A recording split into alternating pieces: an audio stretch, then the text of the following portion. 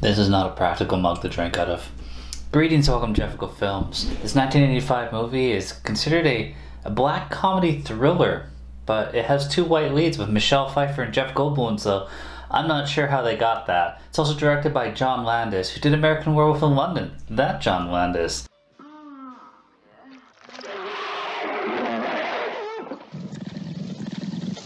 So that's pretty cool. So let's review Into the Night. You're very good.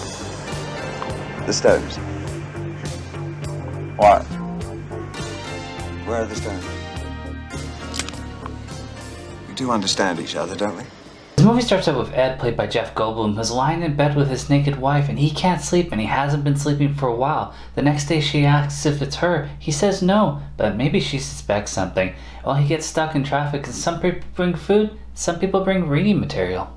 Ed's driving Herb, played by Dan Aykroyd, has a pretty small part in this, and he's giving him advice as they're talking about life, says he should go to Vegas and get laid, because that's going to help him sleep. He's got a small little cubicle, and he ends up going to a meeting, and he's just out of it. So he decides, okay, I'm sorry guys, like, drop the ball in that meeting, I'm going to go home and I'm going to get some sleep. He sees his wife's boss car parked outside, thinks they're having sex, looks in the window, and they are. So he leaves. Later that night, he climbs out of bed, leaves his cheating wife, and goes for a drive. He's sitting at the airport parking lot, just chilling, and some goons stab a dude, steal a briefcase, and chase after Diana, who's played by the lovely Michelle Pfeiffer. And she sees Ed in his car and jumps in, and they drive off together.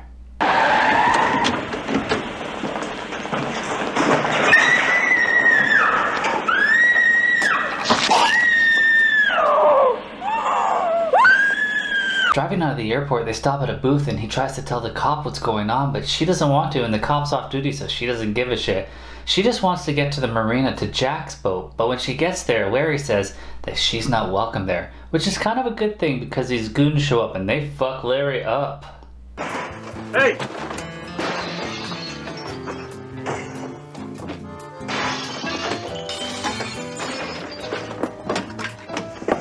Ed drives her to her brother's apartment, who is obsessed with Elvis, and she doesn't want him to leave. She's afraid to be alone, so he sits there flipping through a photo book as she walks by a few times naked.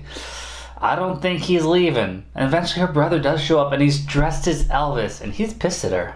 Ed's car got towed and he's tired of being a nice guy, so he wants to wash his hands of this, but then the bad guys show up, so they have to steal the brother's car, which is an Elvis-like car. And then he actually honks at the bad guys to get out of the way, because being tired is like a superpower. What are you doing?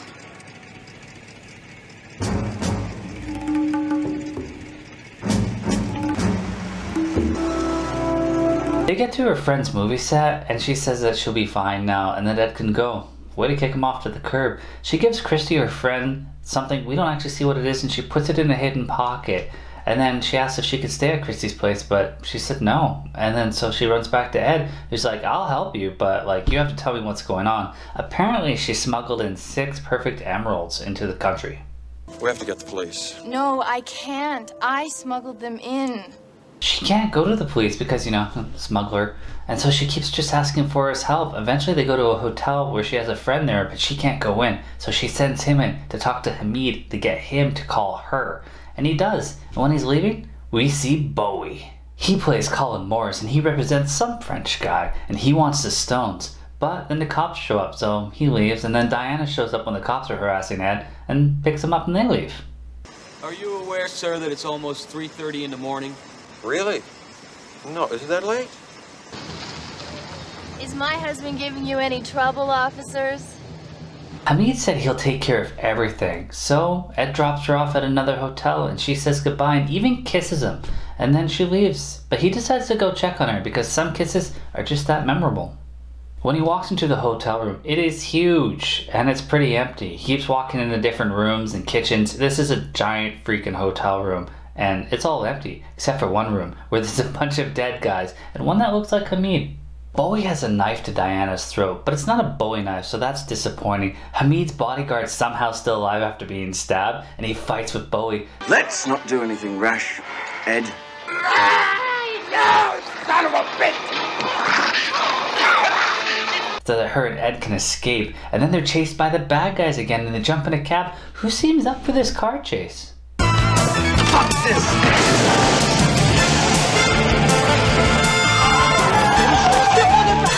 The cabbie does a lot to lose them, and he finally does, and then he politely asks them to leave.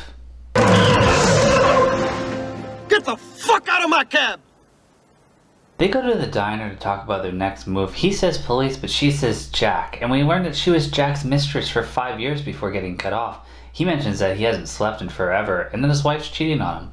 Then we see Butt and Christie get into their place, and the bad guys show up. Eventually she decides to make a run for it, and she runs onto the beach into the water, and they drown her, and her neighbor watches. I'm like, sure, you'll come by for sugar, but when you see 4 foreigners drown me, you won't even call anyone.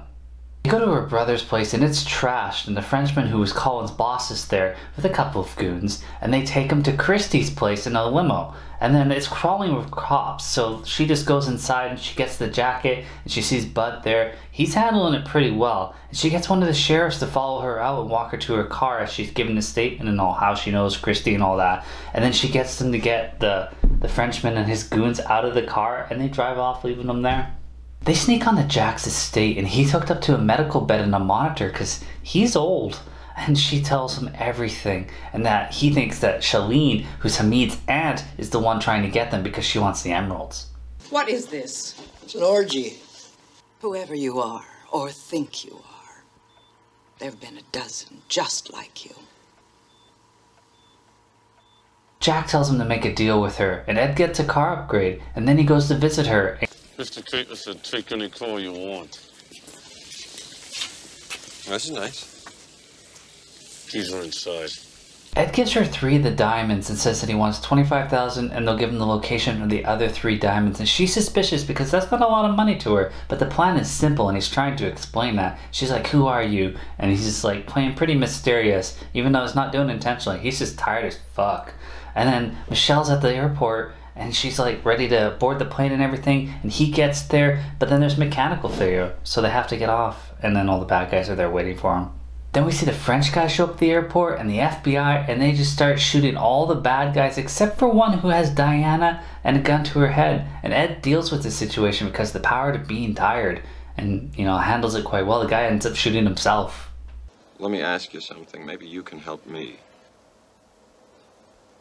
Why can't I sleep?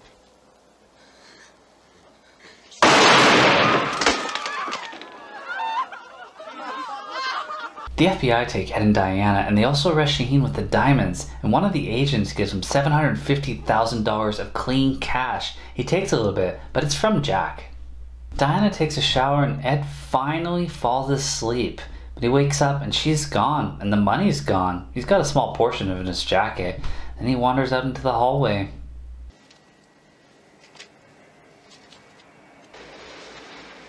Can I have a ride to the airport? The end. I mean, what do? Do they just leave the country and start over? He never calls his wife, never tells her anything? I mean, what would you do for a 27-year-old Michelle Pfeiffer? Probably leave your cheating wife. Pretty easy decision there. But leave the country, yeah, I guess, yeah.